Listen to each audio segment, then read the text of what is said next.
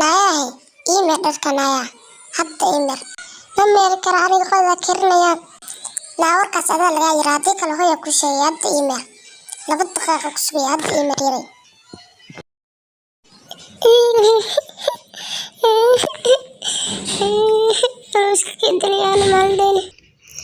inta markii laga joogay waxay ku bilaawayeen inay garaacaan oo ay iska dilaan ilaa uu aabaheen ka yimid oo uu yiri aniga hadda guriga ayaan joogayaa ayaantan oo dhan. Aabaheed markuu saa u soo galayba wuxuu arkay gabadhiisii oo ul lagu wado oo la garaacayo. Xanaaq ayuu isla celin waayay oo ku yiri waa maxay waxa wadaan? gabadhii yareed oo ooysay ayaa ku soo orday aabaheed oo ku tiri alla aabaheyga celi. aabihii ayaa xanaaqay oo ku yiri waa maxay waxaad samaynaysiin? intaas ayuu Fayruun leeyahay gabadha xunta oo caagada dheer la-eg ayaa dilaysa labadiinaba. Qork socda shindadiina soo qaata hadda ka bacdi guriga fasax ayaa ka tihiin mar dambe ima imaanaysiin.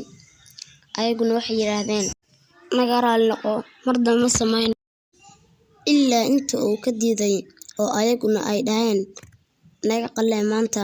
asagana uu ka diiday oo ku yiri shadadoodii soo qaata balse intay shadadooda soo qaadan way la murmeen oo ku dhaheen anagu gabadhaada maana dilin maxaa cadeen u ah inaad dilnay.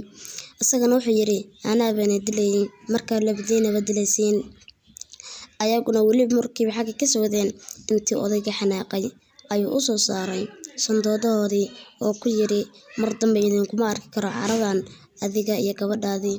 labadoodina waxay dhaheen macsalaamahaye haddaan iska fogaysay mar dambana ayaan is arag. markii ay baxayna odaygii wuxuu raali geliyay gabadhiisii yareen oo ku yiri aabe waxa uu qabay inaad adigu khaldaneed ee iga raali noqo. ayaduna waxay ku tiri marba haddaad guriga ka saadhay doofaanadii feeraha waaweynaa iyo gabadheedii yareed farxadda intaas ayaa ugu filan raaligelintan aabbo waa kaa qaatay. intaas ayay ranrayna ku heshay.